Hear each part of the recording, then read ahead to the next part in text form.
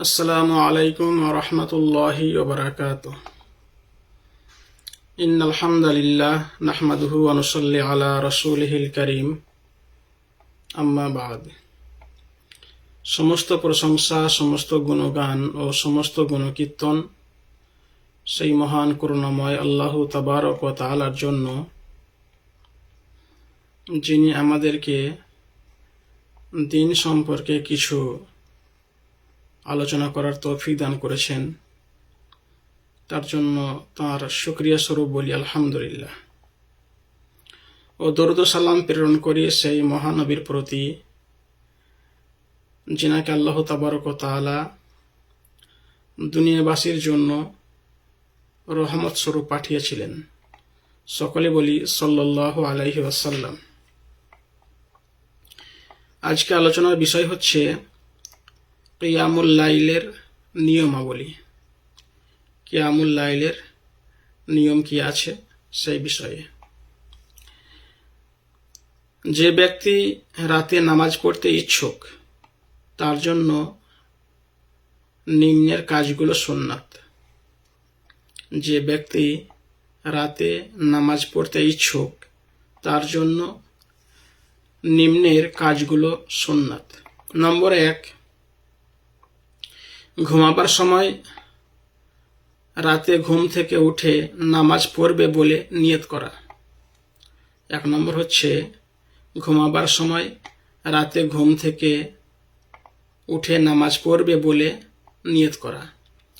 আবু দারদা রাদিয়াল্লাহু তাআলা আনহু থেকে বর্ণিত, রাসূলুল্লাহ সাল্লাল্লাহু আলাইহি সাল্লাম বলেছেন, রাতে ঘুম থেকে উঠে নামাজ পড়ব এইরূপ নিয়ত করে যে ব্যক্তি বিছানায় যায় কিন্তু তার ঘুম তার উপর প্রবল হয়ে পড়ে এবং ভোর হয়ে যায়, তার জন্য সে যা নিয়ত করেছে সেটাই লেখা হবে এবং তার ঘুম তার প্রতিপালকের পক্ষ থেকে তাকে দেওয়া সদকায় পরিণত হবে। নাসাই ও ইবনে মাজাহ। ঘুমাবার সময় রাতে ঘুম থেকে উঠে নামাজ পড়বে বলে নিয়ত করা।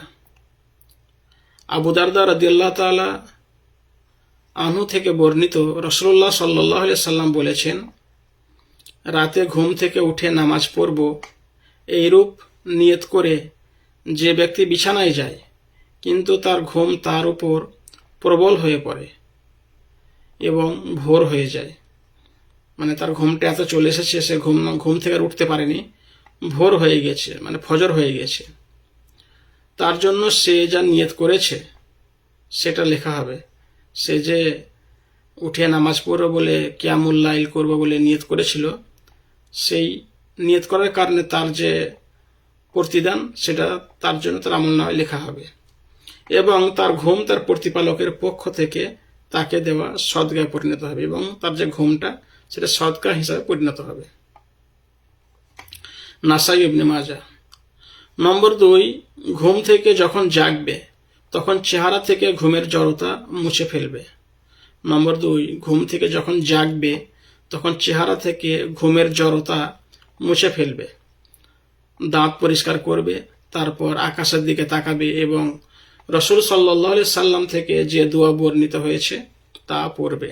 বলবে, লা ইলাহা ইল্লা আনতা সুবহানাক আস্তাগফিরুকা লিযামবি ওয়া আসআলুকা রাহমাতাক আল্লাহুম্মা জিদনি ইলমা ওয়া লা তুজিগ কলবি বাদা ইজ হাদাইতানি ওয়া হাবলি মিন লাদুনকা রাহমাতান ইন্নাকা আনতাল ওয়াহ্হাব আলহামদুলিল্লাহিল্লাযী আহইয়ানা বা'দা মা আমাতানা ওয়া ইলাইহিন নুশুর। যার অর্থ হচ্ছে, তুমি ব্যতীত আর কোনো ইলাহ নেই, তোমার পবিত্রতা ঘোষণা করি, আমার গুনাহের জন্য তোমার কাছে ক্ষমা চাই এবং তোমার রহমত চাই। হে আল্লাহ, আমার জ্ঞান ফিরিয়ে দাও, আমাকে হেদায়েত করার পর আর বিপথগামী করো না এবং তোমার পক্ষ থেকে আমাকে রহমত দান করো, তুমি প্রকৃত দাতা। মহান আল্লাহর প্রশংসা, যিনি আমাকে মৃত্যু দেওয়ার পর জীবিত করেছেন এবং তার নিকট পুনরুত্থিত হতে হবে। এরপর সূরা আল ইমরানের ইন্না ফি খলকিস সামাওয়াতি ওয়াল আরদ থেকে শেষ 10 আয়াত পড়বে। তারপর বলবে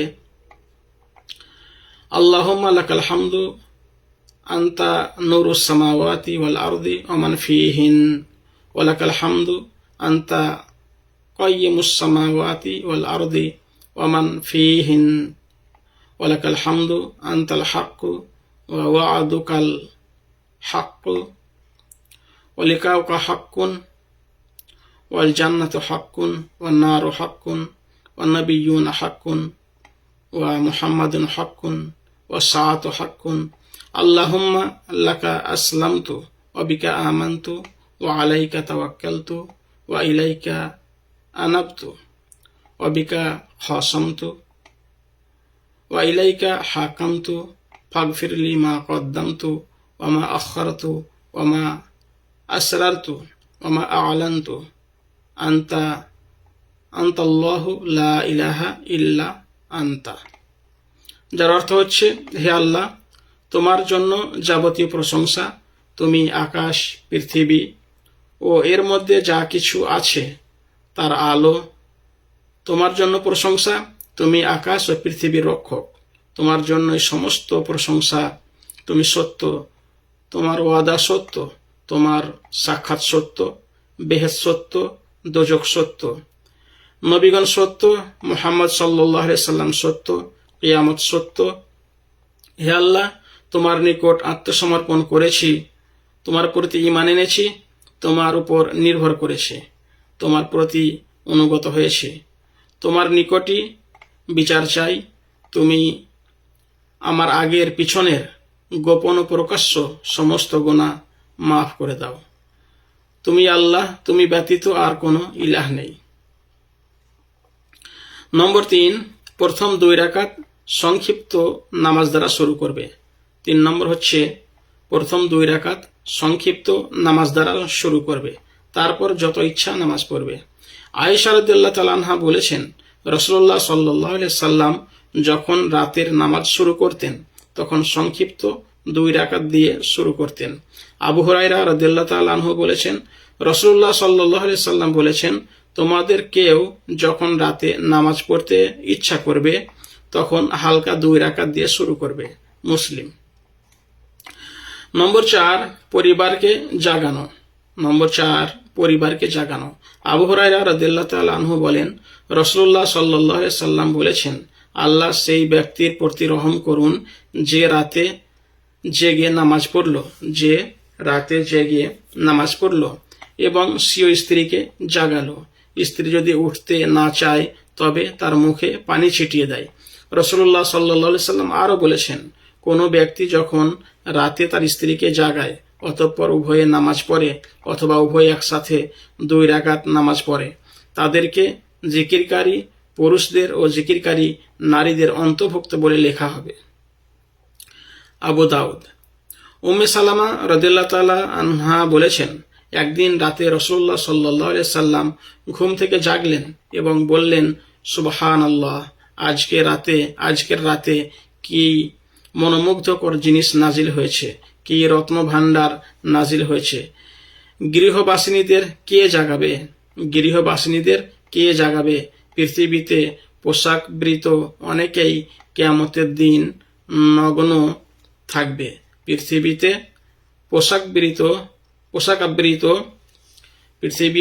পোশাকাবৃত অনেকেই কিয়ামতের দিন নগ্ন থাকবে। বুখারী। আলী রাদিয়াল্লাহু তাআলা আনহু বলেছেন, রাসূলুল্লাহ সাল্লাল্লাহু আলাইহি সাল্লাম তার ও ফাতিমার দরজায় করাঘাত করলেন। আলী রাদিয়াল্লাহু তাআলা আনহু বলেছেন, রাসূলুল্লাহ সাল্লাল্লাহু আলাইহি সাল্লাম তার ও ফাতিমার দরজায় করাঘাত করলেন এবং বললেন, তোমরা কি নামাজ পড়ো না? আমি বললাম, হে রাসূলুল্লাহ সাল্লাল্লাহু আলাইহি সাল্লাম, আমাদের মন আল্লাহর হাতে, তিনি যদি আমাদেরকে জাগাতে চান জাগাবেন। আমি এ কথা বলা মাত্র তিনি চলে গেলেন। তারপর শুনলাম তিনি নিজের উরুর উপর চপেটাঘাত করতে করতে চলে যাচ্ছেন এবং বলছেন, মানুষ সবচেয়ে ঝগড়াটে প্রাণী। বুখারী, মুসলিম। নম্বর 5, নামাজ পড়তে পড়তে ঘুম প্রবল হয়ে উঠলে নামাজ ছেড়ে দিয়ে শুয়ে পড়বে। নম্বর 5, নামাজ পড়তে পড়তে ঘুম প্রবল হয়ে উঠলে নামাজ ছেড়ে দিয়ে শুয়ে পড়বে যতক্ষণ না ঘুম ছেড়ে যায়। আয়েশা রাদিয়াল্লাহু তাআলা আনহা থেকে বর্ণিত, রাসূলুল্লাহ সাল্লাল্লাহু আলাইহি সাল্লাম বলেছেন, তোমাদের কেউ যখন রাতে নামাজ পড়তে ওঠে অতঃপর কোরআন যখন তার মুখে ভুলভাবে উচ্চারিত হতে থাকে এবং কি পড়ছে তা বুঝতে পারে না, তখন তার শুয়ে পড়া উচিত। মুসলিম। আর আনাস রাদিয়াল্লাহু তাআলা আনহু বলেছেন, রাসূলুল্লাহ সাল্লাল্লাহু আলাইহি সাল্লাম মসজিদে প্রবেশ করে দেখলেন দুটো খুঁটিতে রশি বাঁধা রয়েছে। তিনি বললেন, এটা কি? লোকেরা বলল, জয়নাব ওটা টাঙিয়েছে। যখন তার ভিতরে জড়তা ও ক্লান্তি আসে তখন ওটা ধরে। রাসূলুল্লাহ সাল্লাল্লাহু আলাইহি সাল্লাম বললেন, ওটা খুলে ফেলো। তোমাদের উচিত যতক্ষণ স্বতঃস্ফূর্তভাবে নামাজ পড়তে পারো ততক্ষণ পড়বে, যখন ক্লান্তি ও জড়তা আসবে তখন শুয়ে পড়বে। বুখারী, মুসলিম। নম্বর 6, মাত্রাতিরিক্ত পরিশ্রম করবে না। নম্বর 6, মাত্রাতিরিক্ত পরিশ্রম করবে না, অর্থাৎ যতটা প্রয়োজন ততটা পরিশ্রম করবে, যতটা তোমার পক্ষে ক্ষমতা নেই ততটা পরিশ্রম করতে যাবে না। এটা বলতে চাচ্ছেন যে মাত্রাতিরিক্ত পরিশ্রম করবে না। শারীরিক শক্তি সামর্থ্য অনুযায়ী রাত জেগে নামাজ পড়বে এবং সবসময় অব্যাহত রাখবে। অনিবার্য কারণ ব্যতীত কখনো বাদ দেবে না। অর্থাৎ বলতে চাচ্ছেন যে তুমি এতটা নামাজ পড়বে যতটা তোমার ক্ষমতা রাখো, আর যেটা সবসময় পড়তে পারবে ততটাই পড়বে, তার বেশি করতে যাবে না। অনিবার্য কারণ ব্যতীত কখনো বাদ দেবে না। আয়েশা রাদিয়াল্লাহু তাআলা আনহা বলেছেন, তোমরা যে আমল চালিয়ে যাওয়ার সামর্থ্য রাখো সেই আমলকেই নিয়ম হিসেবে গ্রহণ করো। আল্লাহর কসম, তোমরা যতক্ষণ ক্লান্ত না হও ততক্ষণ আল্লাহ ক্লান্ত হন না। অর্থাৎ তোমরা যতক্ষণ ইবাদত বন্ধ না করো ততক্ষণ আল্লাহ সব দেয়া বন্ধ করেন না। বুখারী, মুসলিম। আয়েশা রাদিয়াল্লাহু তাআলা আনহা থেকে বুখারী ও মুসলিমে আরো বর্ণিত হয়েছে, রাসূলুল্লাহ সাল্লাল্লাহু আলাইহি সাল্লামকে জিজ্ঞাসা করা হলো, কোন আমল আল্লাহর কাছে অধিক প্রিয়?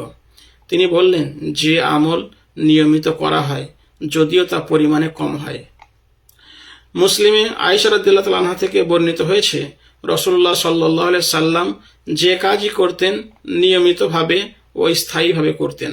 বুখারী ও মুসলিমে আব্দুল্লাহ ইবনে উমর রাদিয়াল্লাহু তাআলা আনহু থেকে বর্ণিত, রাসূলুল্লাহ সাল্লাল্লাহু আলাইহি সাল্লাম বললেন, হে আব্দুল্লাহ, অমুকের মতো হয়ো না, যা রাতে উঠে নামাজ পড়তো কিন্তু পরে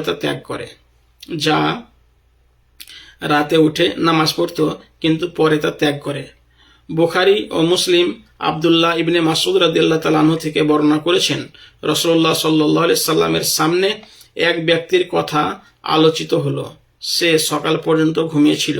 রাসূলুল্লাহ সাল্লাল্লাহু আলাইহি সাল্লাম বললেন, ওই ব্যক্তির কানে শয়তান পেশাব করে দিয়েছে। বুখারী ও মুসলিমে আরো বর্ণিত হয়েছে, রাসূলুল্লাহ সাল্লাল্লাহু আলাইহি সাল্লাম বললেন, আব্দুল্লাহ খুবই ভালো লোক যদি রাতে নামাজ পড়তো। সালেম বলেন, এরপর থেকে আব্দুল্লাহ রাতে খুব কম ঘুমাইত।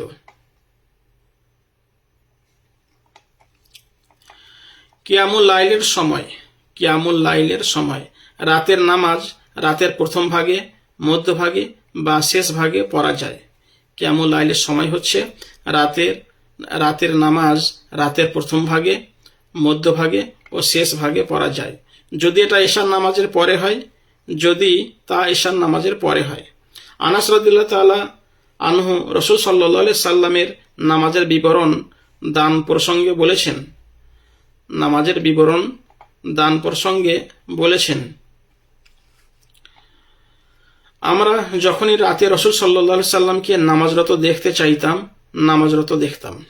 আমরা যখনই রাতে রাসূলুল্লাহ সাল্লাল্লাহু আলাইহি সাল্লামকে নামাজরত দেখতে চাইতাম, নামাজরত দেখতাম, আর যখনই তাকে ঘুমন্ত দেখতে চাইতাম, ঘুমন্ত দেখতাম। আর সারা মাস রোজা রেখেই যেতেন যতক্ষণ না আমরা বলতাম রাসূল সাল্লাল্লাহু আলাইহি সাল্লাম রোজা ভাঙবেন না।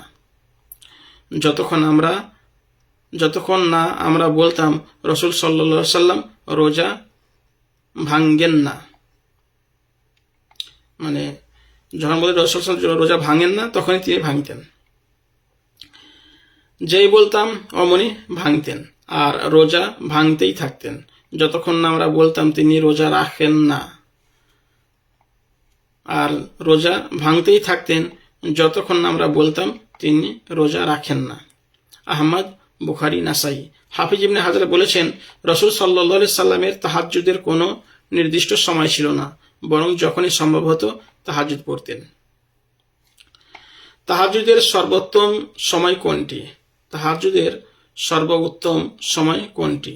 নম্বর 1, আবু হুরায়রা রাদিয়াল্লাহু তাআলা আনহু থেকে বর্ণিত রাসূলুল্লাহ সাল্লাল্লাহু আলাইহি সাল্লাম বলেছেন, প্রতি রাতে রাতের শেষ তৃতীয়াংশে বাকি থাকতে আমাদের প্রতিপালক সর্বনিম্ন আকাশে নেমে আসেন এবং বলেন, কে আমার কাছে দোয়া করবে, কে আমার কাছে গুনাহ মাফ চাইবে, আমি তাকে মাফ করব।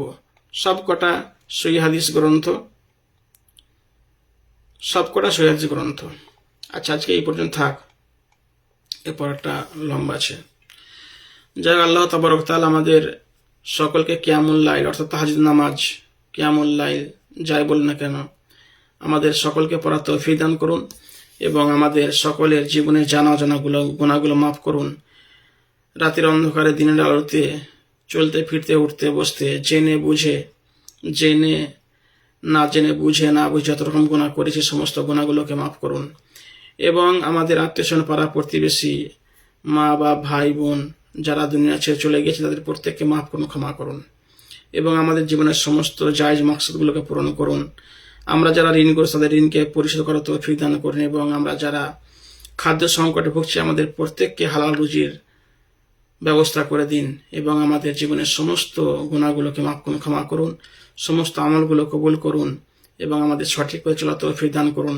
আমাদের বিবি বাল বাচ্চা তাদেরকে দ্বীনের পথে কবুল করুন, তাদের জীবনের সমস্ত আমলগুলো কবুল করুন এবং তাদেরকে সঠিক পথে চলার তৌফিক দান করুন এবং আমাদের যত পাড়া প্রতিবেশী দুনিয়া ছেড়ে চলে গেছেন সকলকে মাফ করুন, ক্ষমা করুন এবং আমাদের উস্তাদ যারা দুনিয়া ছেড়ে চলে গেছে তাদেরকে জাযায়ে খায়ের দান করুন এবং আমাদের প্রত্যেককে বেশি বেশি করে নেক আমল করার তৌফিক দান করুন। মরণের সময় আমাদের সকলকে ঈমানি হালতে মরার তৌফিক দান করুন এবং আমাদের সকলকে বিনা হিসেবে জান্নাত দান করুন। রব্বানা তাকাব্বাল মিন্না ইন্নাকা আনতাস সামিউল আলিম ওয়া তুব আলাইনা ইন্নাকা আনতাত তাওয়াবুর রহিম। সুবহানা রাব্বিকা রাব্বিল ইজ্জাতি আম্মা ইয়াসিফুন ওয়াস সালামুন আলাল মুরসালিন ওয়ালহামদুলিল্লাহি রাব্বিল আলামিন। আসসালামু আলাইকুম ওয়া রাহমাতুল্লাহি ওয়া বারাকাতুহু।